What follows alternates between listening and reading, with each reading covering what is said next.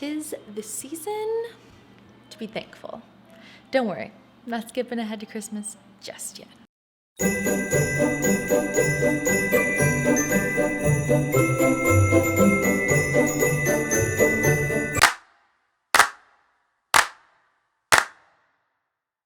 Hello, and welcome back.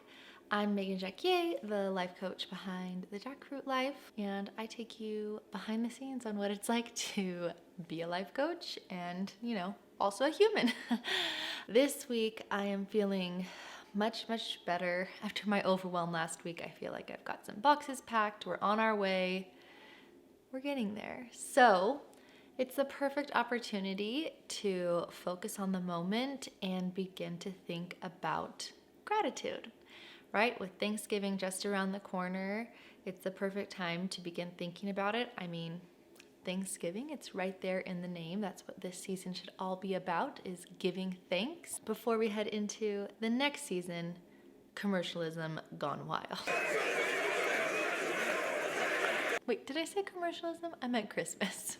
Anyway, I have got 4 tips for you today on how you can cultivate gratitude more easily in your life.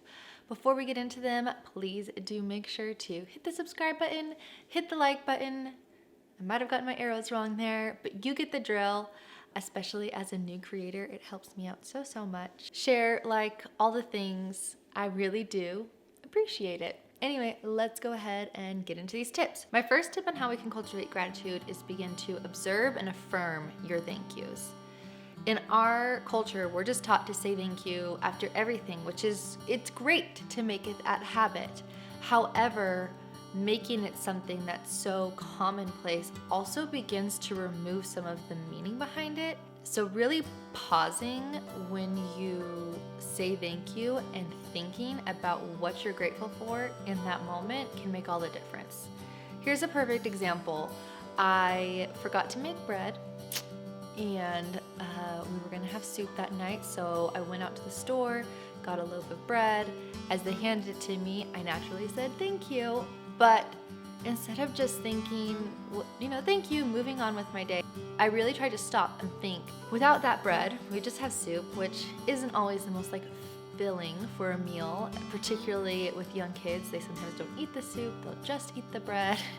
So this really is rounding out my dinner, and nourishing and providing food for my family is a huge priority for me. So this worker and their co-workers aren't just giving me a loaf of bread, they're helping me nourish my family. But if you begin to walk it back, you can really get at what you're grateful for and how it aligns with some of your deeper core values. The challenge here is to really pause and identify what you are grateful for when you say thank you. You could just be thank you for a job well done. You could be thankful for someone, again, contributing to your family's safety or health and nourishment. There's a lot of different things that you can identify and pinpoint for what you might be grateful for. But taking that extra second to pause when you're thanking someone turns it from just a casual expression of gratitude to something that actually really hits in your heart. And I think the more you internalize those moments, the better you are to truly cultivate gratitude in your life and not just flippantly say thank you because your mama taught you to. And with this habit, I really recommend just start by doing it once or a few times a day, and with time you'll begin to do it without even thinking about it. It'll just become a habit, second nature, much like saying thank you itself. Another great way to cultivate gratitude is to express it. We have all probably heard the phrase, where attention goes, energy flows. So by taking the time to actually stop and express your gratitude, you're more likely to cultivate more of it in your life in a genuine way. There's lots of ways to do this. You can start a gratitude journal where at the end of every day you write a thing or two down that you're grateful for. You can say prayers of gratitude to whatever higher being you subscribe to. You can write thank you cards. You can give gifts. This month in particular, we did gratitude gifts for some of our neighbors, and we just got them little plants and wrote a little thank you card and went and delivered them as a family. It's a great opportunity for us to express gratitude for some of the amazing neighbors that we've been blessed with these last 4 years living in this house before we move on, letting them know what they mean to us. You can also just say it to someone. So for instance, last night I was on the phone with my mom, and we haven't always had a close relationship, but our relationship is in a really great place right now. And so we were talking about the upcoming move and how it's going to kind of change our dynamic and what that will mean for us, and kind of mourning these changes, which is also okay. But taking that opportunity to express gratitude, to express to each other what we mean to each other, what this relationship means for us, gives us both a greater sense of security. We know necessarily with this move coming up that things are going to change. I'm not going to be able to call her up on the way home from dropping my kids off at school and chat for half an hour, mostly because it'll be the middle of the night in California where she lives. So we're going to have to figure out a new rhythm for how we communicate and talk to each other and keep in touch. Knowing that, and knowing that that might be a challenge, and that, you know, like most familiar relationships, there can be some tension, there can be some uncertainty, there can be unknowns and ups and downs.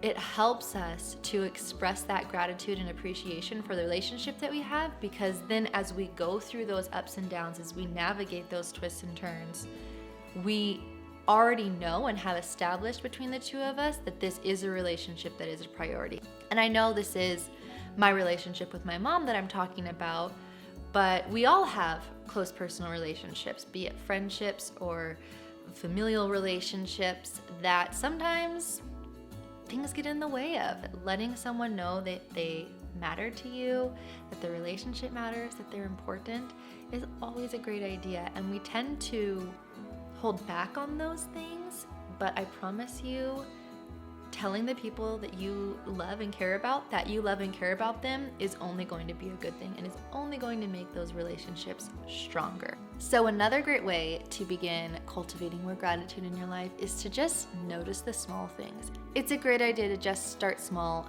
anytime we're starting a new habit. So start by just noticing the little things that bring joy into your day, you know. Focus on a beautiful sunrise or sunset, enjoy a great breakfast, listen to the sounds of your children playing or laughing in the next room, focus on, you know, a great conversation that you had with a friend or your spouse. Enjoy the beautiful colors of the season, be it spring or the gorgeous fall leaves that we've been enjoying right now. Whatever it is, start small. These little opportunities sprinkled throughout our day for potential joy are so often overlooked, but taking a second to actually just appreciate what makes our everyday beautiful and wonderful is just a great way to cultivate more gratitude in our hearts. To really stop and think like, I'm eating this breakfast and I love this breakfast and this is good, and it's so nice that I have this food readily available in my fridge. You know, I think we forget in such a modern world with all these conveniences that there still are parts of the world that don't have these things, that this is not the norm, that this is not something that they have easy access to. And taking that moment to pull out of what has become everyday and commonplace for you and appreciate it for the blessing that it is can definitely help you deepen gratitude and appreciation for your own blessings in life. The fourth and final way we're covering today on cultivating gratitude is to give back. I will fully admit, I'm a crier. And at church, there is a hymn that we sing that says, because I have been given much, I too must give. And like every time I hear that line, think about it, and I well up for sure, because I really do think I have been so blessed. It's not that my life has been without challenges. Definitely has. But it's also not been without blessings, without immense blessings, being born in a country where I have the opportunity to get an education, that I have access to healthcare, that I have a home that's comfortable and wonderful, that I have a faith that I hold strongly to that adds as a guiding rod for me, that I was able to get that education and turn that into a career and a financial security for me and for my family, and that my husband and I are both able to do that. Even this YouTube channel for me is a way that I'm expressing gratitude for the opportunity that I had to do my life coach training and to learn these skills and see them improve my life and want to see them improve the lives of others and want to find a way to give back. I'm at a phase in my life where having individual coaching clients with 2 young children at home is incredibly challenging. So being able to find another way to share this knowledge and to just get it out there is huge for me. And it's definitely a sacrifice for my family in some ways, because it takes time for me to film these, to edit these, to write them, to think about them. But it's so worth it because I like to think of them going out there and benefiting you. And I know as I continue to get better and better at them, that they'll reach more and more people and it will have more and more impact. And the things that I have learned the hard way will hopefully be able to be passed on to someone who doesn't have to learn the lessons quite as hard as I did. There are so many little ways that you can give back. It doesn't have to be with your talents or with your knowledge, you know. There was just a food drive in the neighborhood and we were able to give a ton of food to that as we prepared to leave. We're not going to take it with us. Or, this past year, one of the big things that I set out to do with my kids is, even though they're so young, I wanted to do a monthly service activity. And no, there's not always a lot of places where we can go and do things, but feeling like we could at least contribute in some small way. Like we've made some little crafts, we've made little school booklets for refugee families, and I got the opportunity to talk with my kids about refugees and what that is and expose them to those different worlds and those different things. I think it's just an amazing way to give back and to begin thinking about that at that young age. And I hope that by doing that with them now when they're 4 and 2, that it will be something that we carry forward through in our family life and that they will carry forward with in their own lives, so that they're always looking for those opportunities to give back. Because recognizing what you have and that no matter where you're at, you do have something to offer, you do have something to give, is a just fantastic way to live your life and to cultivate more gratitude. Anyway, guys, that's all I have for you this week. I really do hope that you begin taking the time to observe and affirm your thank yous, express your gratitude, notice the small things, and give back more readily. I think as you continue to do these things, you will realize how much more gratitude you have in your hearts. And gratitude is not a seasonal thing. I know I'm making this right before Thanksgiving, but I assure you, gratitude is a year-round, 24/7 activity, and if you do develop more gratitude in your life, you will feel more blessed. Feeling more blessed will lead you to be more happy, and Happy people just don't shoot their husbands. they just don't. So on that note, in the wise words of Elle Woods, I will leave you this week. I hope you all have a fantastic Thanksgiving. Enjoy this time with your family, friends, loved ones, whoever you might be spending the holiday with. Thank you again so much for taking a few moments to watch my video. I really do appreciate it, and I will see you guys in the next one. Bye.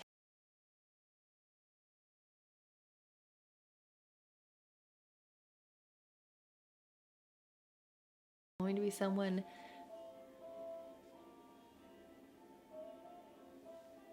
I don't know if you could hear that or not. My son was playing with this right above us in the vent. Oh no, now my other son's waking up. Oh, and I didn't realize that white noise was on the whole time.